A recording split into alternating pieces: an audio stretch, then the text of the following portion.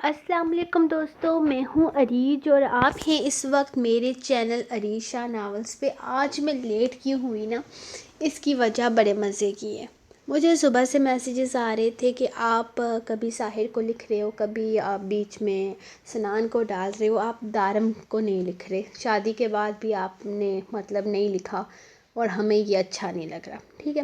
تو میں نے سب کو بولا کہ یار میں لکھوں گی، سب کو باری باری لکھ رہی ہوں اور ایسے ہی باری باری لکھوں گی، لیکن صبح سے مجھے دھمکیاں آنے لگی، بھائی ہم نے دھرنا دے دینا ہے، ہم نے یہ کرنا ہے وہ کرنا ہے۔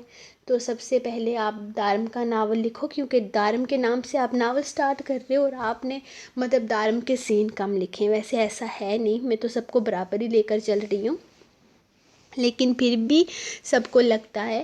تو میں نے 2 سین جو لکھے تھے زرنیش اور سنان کے، وہ میں نے ایک سائڈ پہ لگا کے پہلے یہ لکھے، کیونکہ صبح سے یہ رونے والے ایموجیز آ کے پھر میں نے سوچا کہ یار پہلے یہ لکھ لوں۔ تو سب سے پہلے تو آرزو خان اور کون تھا، ان لوگوں نے کبھی کمنٹس نہیں کیے، ہیر خان میری دوست، اس کے بعد دوست دارم ایک آئی ڈی ہے اس نام سے، لڑکی کا اصل نام سیرش پتہ نہیں کیا کچھ ہے، اور اس طرح سے اور بھی بہت سارے لوگ تھے، میں نے نام یاد کیے ہوئے تھے، ابھی مجھے یاد نہیں آ رہا، بشرا، اور ان سب کے میسیجز مجھے کافی دنوں سے آ رہے ہیں کہ آپ پہلے ہمارا کپل لکھیں، بعد میں آپ نشائی بھی لکھ لینا، بعد میں آپ سنان بھی لکھ لینا، آپ نے جو لکھنا ہے لکھو، لیکن دارم کو زیادہ لکھو۔ تو سٹارٹنگ سے سب مجھ سے پوچھ رہے ہیں کہ مین کپل کون سا ہے، تو میں نے سٹارٹنگ میں بتایا تھا کہ مین کپل تینوں ہیں، کوئی ایک کپل الگ سے نہیں ہے، تو تینوں برابر ہیں۔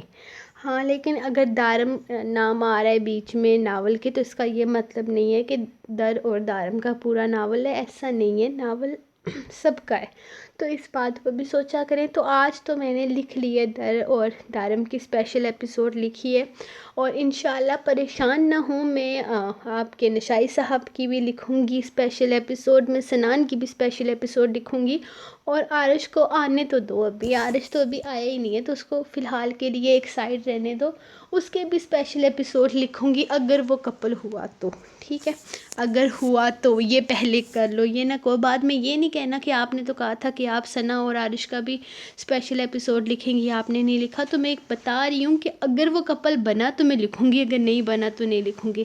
چلے اب میں سٹارٹ کر رہی ہوں آج کی ایپیسوڈ۔ تو ریلی سوری، کل آپ سب کے کمنٹس میں نے پیج پر لکھے تھے، لیکن ابھی روم کی لائٹ آف ہے، اس لیے میں نام نہیں پڑھ سکتی۔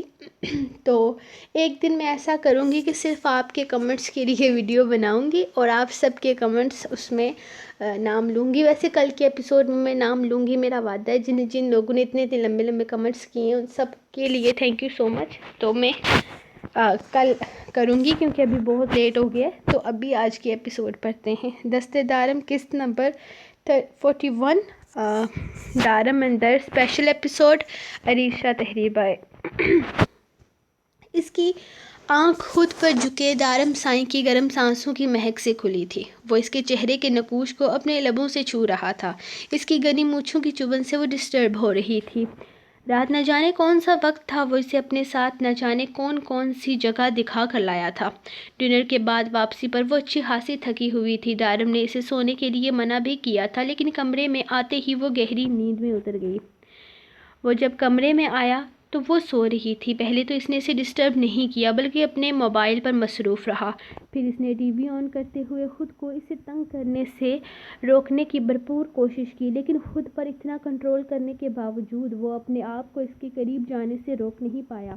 اس کا مہکتا وجود اسے پوری طرح سے مدہوش کر رہا تھا، وہ سمجھ سکتا تھا کہ در کافی تھک گئی ہے، لیکن وہ بھی کیا کرتا، پچھلے 3 دن سے وہ مسلسل صرف اسے خوش رکھنے کی کوشش کر رہا تھا، وہ جو کہتی تھی، جہاں کہتی تھی وہ اسے لے کر جا رہا تھا، کیونکہ وہ نہیں چاہتا تھا کہ اس کے چہرے کی معصوم سی مسکراہٹ مند پڑے۔ وہ جب کمرے میں آیا تو وہ سو رہی تھی، پہلے تو اس نے اسے ڈسٹرب نہیں کیا بلکہ اپنے موبائل پر مصروف رہا، پھر اس نے ٹی وی آن کرتے ہوئے خود کو اسے تنگ کرنے سے روکنے کی بھرپور کوشش کی، لیکن خود پر اتنا کنٹرول کرنے کے باوجود وہ اپنے آپ کو اس کے قریب جانے سے روک نہیں پایا۔ اس کا مہکتا وجود اسے پوری طرح سے مدہوش کر رہا تھا، وہ سمجھ سکتا تھا کہ در کافی تھک گئی ہے، لیکن وہ بھی کیا کرتا، پچھلے 3 دن سے وہ مسلسل صرف اسے خوش رکھنے کی کوشش کر رہا تھا، وہ جو کہتی تھی، جہاں کہتی تھی وہ اسے لے کر جا رہا تھا، کیونکہ وہ نہیں چاہتا تھا کہ اس کے چہرے کی معصوم سی مسکراہٹ مند پڑے۔ وہ جب بھی سمرا سے بات کرنے کا ذکر کرتی وہ اسے کسی نہ کسی طریقے سے اس کی بات ٹال دیتا تھا۔ وہ سمجھ سکتا تھا کہ سمرا کو اتنی آسانی سے اپنی اور اس کی زندگی سے نکال نہیں سکتا، لیکن اسے دور رکھنے کی کوشش تو کر سکتا تھا۔ بچپن سے در نے اپنی ماں کی توجہ نہیں پائی تھی اور اپنی ماں کی توجہ کی طلب گار تھی۔ جب در نے پاکستان آ کر اپنے باپ سے حصہ مانگنے کی بات کی تو سمرا کے دل میں لالچ آ گیا اور وہ اس کی سوئی ہوئی ممتا بھی جاگ گئی۔ اس کی اس جھوٹی محبت کا دکھاوا در کو ٹریپ کرنے کے لیے کافی تھا۔ در اسے اچھی نگاہوں سے دیکھنے لگی۔ اس کی نگاہوں میں اس کی ماں بے قصور اور مجبور بن گئی، اور جس طرح سے سمرا نے اس کا باپ اور خاندان دکھایا اس نے اسی طرح سے دیکھا۔ لیکن یہاں آنے کے بعد اس کی سوچ بدل رہی تھی۔ یقیناً وہ ان سب لوگوں سے اٹیچ ہو رہی تھی، لیکن اٹیچمنٹ نہیں، محبت ہونا ضروری تھی، اور وہ یہ جانتا تھا کہ در اس سے ہمیشہ سے محبت کرتی ہے، لیکن وہ کتنی محبت کرتی ہے یہ جاننا ضروری تھا۔ کیا وہ اس کے لیے اپنی ماں کو چھوڑ سکتی تھی؟ یہ مشکل تھا، بہت مشکل تھا۔ اس بات میں کوئی شک نہیں تھا کہ اپنی ماں کو وہ بہت عرصے سے چھوڑ چکی تھی، لیکن سمرا کی جھوٹی ممتا نے اسے ایک بار پھر سے اپنی طرف متوجہ کر دیا تھا۔ وہ اس کی ماں تھی، اور ماں کے ہر روپ سے محبت ہو ہی جاتی ہے۔ ماں چاہے کسی بھی روپ میں آئے، اسے خود سے دور نہیں کیا جا سکتا، اور در کے ساتھ اس وقت وہی ہو رہا تھا۔ سمرا اس وقت اس سے اپنی جھوٹی محبت جتا کر اپنا کام نکلوا رہی تھی، اور دارم کو اسے سمرا کی جھوٹی محبت کے جال سے نکال کر اپنی سچی محبت دکھانی تھی۔ اسے بھی تو اسے اپنی محبت کا احساس دلانا تھا۔ ویسے بھی وہ اسے یہاں صرف گھومنے پھرنے کے لیے تو نہیں لایا تھا۔ اسے یہاں لانے کی اصل وجہ تو اسے اپنی محبت کا احساس دلانا تھا، اور محبت کا احساس دلانے کے لیے بہت سارے طریقے تھے۔ ہاں، لیکن دارم شاہ کا انداز تھوڑا الگ تھا۔ دارم چاہتا تھا کہ در کو اس کی عادت ہو جائے، در چاہ کر بھی اس سے الگ نہ رہ پائے۔ وہ اس کی روح میں اتر جانا چاہتا تھا، اس کی سانسوں میں بس جانا چاہتا تھا۔ جانم سائیں کیوں تڑپا رہی ہو؟ اٹھ جاؤ یار، یوں عاشق پر ظلم کرنا اچھی بات تو نہیں۔ وہ اس کے چہرے پر جا بجا اپنے لب رکھتا اسے جگا رہا تھا۔ سونے دینا دارم سائیں، میں بہت تھک گئی ہوں۔ اس کے لبوں پہ اپنا مرمری ہاتھ رکھتے ہوئے اس نے کروٹ بدلنے کی کوشش کی، جب اچانک ہی دارم نے اسے کندھے سے تھام کر اپنے ساتھ لگا لیا۔ لڑکی، میں تمہیں یہاں سونے کے لیے نہیں لایا، تمہاری خواہش میں نے پوری کی ہے، تو اب میری خواہشات کا احساس کرو۔ وہ اس کی تھوڑی کو تھامتے اوپر کرتا اس کے لبوں پر جھکا۔ در کی نیند لمحے میں اڑی تھی۔ دارم سائیں چھوڑے نا پلیز۔ وہ اس کے بے باک انداز پر اپنا آپ چھڑوانے کی کوشش کر رہی تھی، جبکہ دارم تو اپنی ہی خماری میں ڈوبا ہوا تھا۔ اس کے لبوں کو اپنے لبوں کی قید میں لیتا وہ پوری طرح سے مدہوش تھا۔ در کافی دیر سے اسے سمجھاتی رہی، لیکن جب دارم کے جذبات حد سے گزرنے لگے تو اسے یہ ساری مزاحمت بیکار لگی۔ اسے روکنے کے لیے روکنا اس کے بس سے باہر تھا۔ اس معاملے میں وہ صرف اپنے دل کی سنتا تھا۔ اس کے لبوں کو آزاد چھوڑتے ہوئے وہ اس کی گردن پر اپنے بے لگام لب چھوڑ چکا تھا۔ اس کے انداز میں شدت تھی۔ رفتہ رفتہ اس کی بازوؤں میں قید خود کو اس دنیا کی سب سے خوش قسمت لڑکی محسوس کر رہی تھی، جس کا شوہر اس کی قربت کے لیے، اس کی توجہ کے لیے کچھ بھی کر سکتا تھا۔ اس کی ساری مزاحمتیں بیکار جا رہی تھیں۔ خود کو ناکام پاتے ہوئے اس نے اپنے آپ کو دارم کے حوالے کر دیا۔ اس کے ہارنے پر دارم نے اس کی گردن سے سر نکال کر اس کے چہرے کو دیکھا، اور پھر آنکھ دباتا شرارت سے مسکراتے ہوئے اس کے لبوں پر جھکا تھا، جبکہ اس کی قربت میں پگھلتے ہوئے در نے شرماتے ہوئے اپنا آپ اس کے سینے میں چھپا لیا۔ اس کی آنکھ کھلی تو کمرے میں روشنی تھی۔ اس وقت وہ پوری طرح سے دارم کی پناہوں میں قید تھی۔ وہ بنا شرٹ کے گہری نیند میں سو رہا تھا۔ در نے ایک نظر اس کے سوئے ہوئے چہرے پر ڈالی۔ اس وقت ماتھے پر بکھرے بالوں میں وہ بے حد دلکش لگ رہا تھا۔ در نے مسکرا کر اس کی گھنی لمبی خوبصورت پلکوں کو دیکھا تھا۔ وہ سوتے ہوئے بھی بے حد دلکش لگتا تھا۔ اس نے دیکھا تھا کل وہ جس جگہ گھومنے کے لیے گئے تھے وہاں بہت ساری لڑکیاں بار بار اسے دیکھ رہی تھیں۔ اسے بہت عجیب محسوس ہو رہا تھا، تبھی تو اس نے دارم کو وہاں سے چلنے کے لیے کہا تھا، لیکن عجیب لڑکیاں تھیں، دور تک گھوم گھوم کر اسے دیکھتی رہی، یہاں تک کہ اس میں ایک لڑکی تو بار بار دارم کی توجہ حاصل کرنے کے لیے اسے اشارے بھی کر رہی تھی۔ اس نے کبھی دارم کا ہاتھ تھام کر تو کبھی اس کا چہرہ پکڑ کر اپنی طرف کر کے اسے یہ بتانے کی کوشش کی تھی کہ دارم ایک میرڈ انسان ہے، لیکن شاید وہ لڑکی ضرورت سے زیادہ بے وقوف تھی، یا اسے فرق نہیں پڑتا تھا اس بات سے، لیکن در کو فرق پڑتا تھا، اس لیے تو وہ دارم کو وہاں سے اپنے ساتھ واپس لے آئی۔ واپس آنے کے بعد اس کا موڈ کافی خراب تھا، لیکن ڈنر کرتے ہوئے جب دارم نے کہا کہ اسے سب پتہ تھا اس کا موڈ خراب اس لڑکی کی وجہ سے ہے جو وہ اشارے کر رہی تھی، تو اسے جھٹکا لگا تھا، مطلب کہ وہ جانتا تھا کہ وہاں کوئی لڑکی اسے اپنی طرف متوجہ کرنے کی کوشش کر رہی ہے، لیکن اس کے باوجود بھی دارم اسے اگنور کرتا رہا۔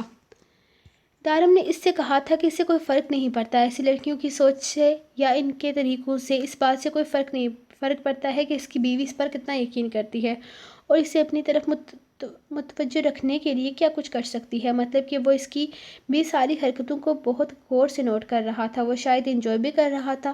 اسے اس وقت اپنی بیوقوفی پر بہت غصہ آیا تھا، لیکن یہ سوچ کر اچھا بھی لگا تھا کہ دارم اس کی طبیعت کے ہر پہلو سے واقف ہے۔ کل کمرے میں آتے ہوئے دارم نے اس سے کہا تھا کہ جب تک وہ کمرے میں نہ آ جائے تب تک در سو نہیں سکتی۔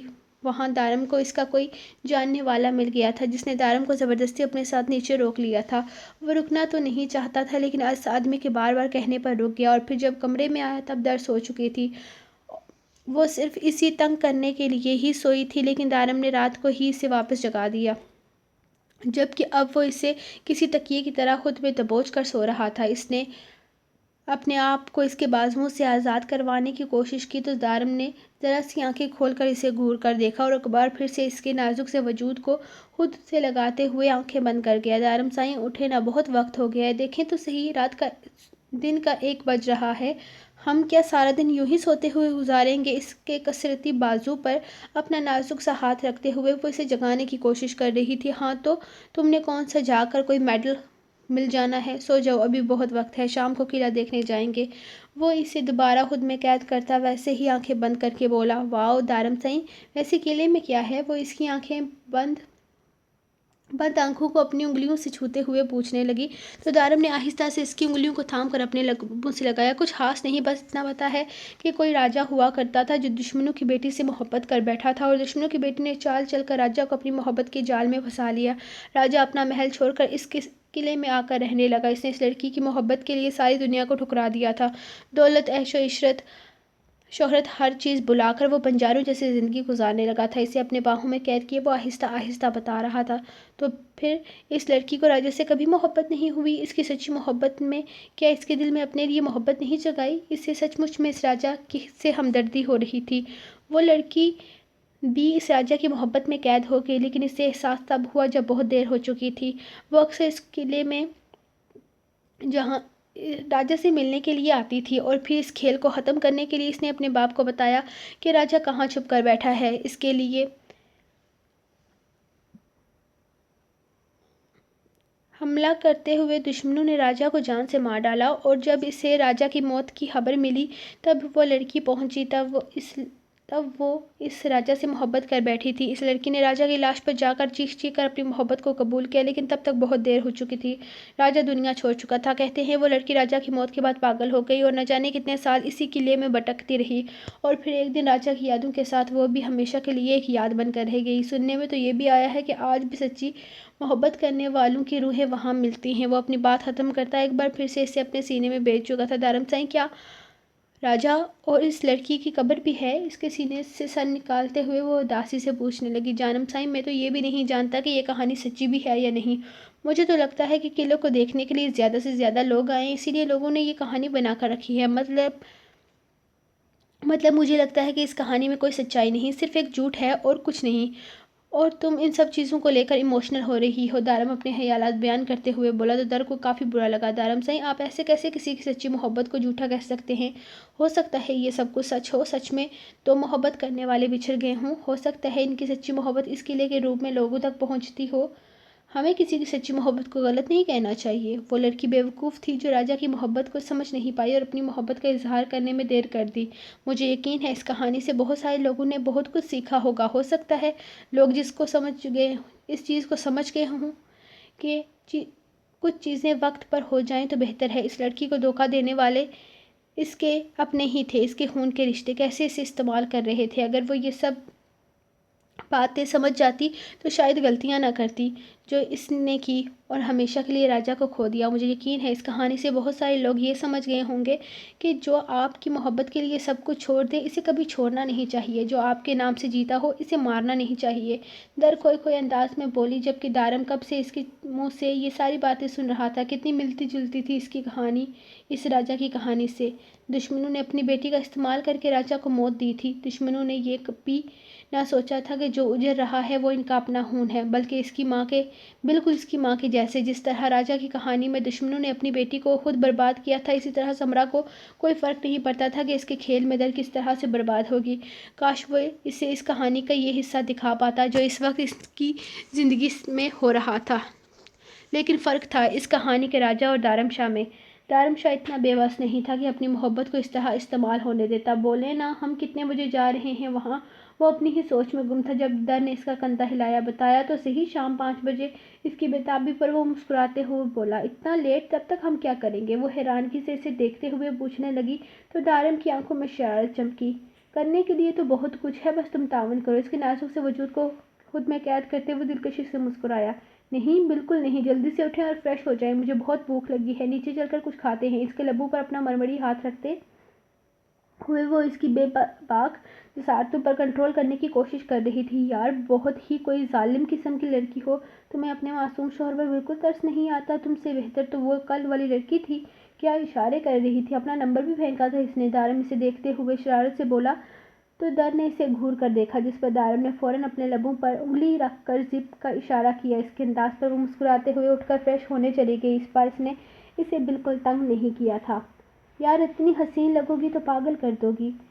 در فریش ہو کر آئینے کے سامنے رکی اپنے بال تولیے سے سکھا رہی تھی جب اچانک دارم اس کی گردن سے بال ہٹاتے ہوئے اس کی گردن پر موجود شبنم کے ننھے قطروں کو اپنے لبوں سے چومنے لگا۔ میرا تو کوئی ارادہ نہیں کسی کو پاگل کرنے کا، لیکن اگر کوئی خود ہی پاگل ہونا چاہتا ہے تو مجھے کوئی اعتراض نہیں۔ اس سے فاصلہ بناتے ہوئے وہ اس کی جسارتوں کو بچنے کی کوشش کر رہی تھی۔ تم نے پاگل کر دیا ہے جانم سائیں، تم اپنے مقصد میں پوری طرح سے کامیاب ہو رہی ہو۔ اس کی نازک کمر کو تھامتے ہوئے اسے اپنے قریب کرتے ہوئے بولا اور ساتھ ہی اس کی گردن پر جھکتے ہوئے اپنے لبوں سے اس کی سراہے دار گردن چومنے لگا۔ ابھی تھوڑا فرق باقی ہے، میں تو بالکل پاگل کر دوں گی۔ اس کی باہوں میں قید وہ شرارت سے کھلکھلائی۔ اگر پاگل ہونا اتنا حسین ہے تو ہاں، میں پاگل ہونا چاہتا ہوں۔ اس کے نازک لبوں کو اپنے لبوں سے چومتا وہ اسے خود میں چھپا لینا چاہتا تھا۔ دوست دارم جانم سائیں، اس کے نازک سراپے کو خود میں قید کیے وہ جا بجا اپنے لبوں کی مہر لگا رہا تھا۔ مطلب؟ اس کی جسارتوں سے بے حال ہوتی وہ اس کی بات پر پیچھے ہٹتی اسے دیکھتے ہوئے پوچھنے لگی تو دارم دلکشی سے مسکرایا۔ اس کا مطلب کہ تم احمق ہو، بے وقوف ہو، پاگل ہو؟ اس کے مطلب پوچھنے پر وہ ہنستے ہوئے بولا، دوست کا مطلب احمق، بے وقوف اور پاگل ہوتا ہے؟ وہ پوچھنے لگی تو دارم نے مسکرا کر ہاں میں سر ہلایا۔ تو پھر تو دست دارم کا مطلب دارم احمق ہے، بے وقوف ہے، پاگل ہے؟ وہ کھلکھلاتے ہوئے بولی تو اس کی بات پر وہ اسے گھور کر رہ گیا۔ کتنی آسانی سے وہ اس کے الفاظ اسی پر لٹا رہی تھی، لیکن ان لفظوں کا مطلب بہت خوبصورت ہے جو کم از کم وہ اس وقت اسے بتانے کے موڈ میں بالکل نہیں تھا۔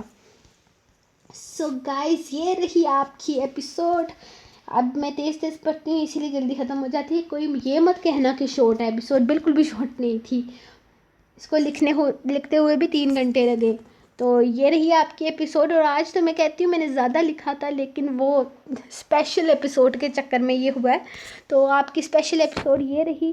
اگلی ایسا کروں گی کہ میں ایک پول کریٹ کروں گی یوٹیوب پہ، تو آپ خود ہی بتا دیجئے گا کہ اگلی اسپیشل ایپیسوڈ کون سے خبر پہ ہونی چاہیے۔ تب تک کے لیے اپنی رائٹ کو دیں اجازت، اور جن لوگوں نے کل کمنٹ کیے ان سب کے نام میں نیکسٹ ایپیسوڈ میں لوں گی۔ آپ سب نے کہا تھا کہ ہمارا نام لینا ہے، تو جی میں بالکل نام لوں گی، اور بالکل بے فکر ہو جائیں انشاءاللہ۔ بس اپنی رائٹر کو تھوڑا سا ٹائم دیں۔ میں کاپی پہ لکھے ہوئے تھے، سارے نام لکھ کر رکھے تھے، لیکن میں دے نہیں پا رہی کیونکہ کمرے کی لائٹ آف ہے۔